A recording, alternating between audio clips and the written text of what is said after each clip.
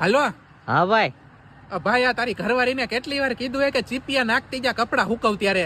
કા શું થયું વરી એવું બધું? એલા પાછો તારી ઘરવાળીનો અહીંયા ઘાઘરો ઉડીને મારા ફરિયામાં આવી ગયો હે. અરે અરે હું વાત કરસ? એલા તારી ઘરવાળીનો ઘાઘરો આવે ને એમાં મારી બાયડી અરે રોજ માથા કૂટું થાય ને ઝઘડા થાય ઘરમાં.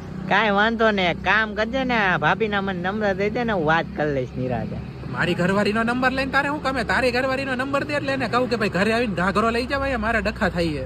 હા તારે ડખા થાય ને, એ જ વાતે કહું કે તાર ઘરવાળીનો નંબર મને દઈ દે, આપણે હું વાત કરી લઈશ નિરાતે. ના તારી ઘરવાળીનો નંબર દે ને, મારી ઘરવાળીને દઈ દઉં એટલે બે વાત કરી લે. ભૂલમાં ઘાઘરો આવ્યો તો નહીં કે ભાભી મારા ઘરે આવ્યા હતા.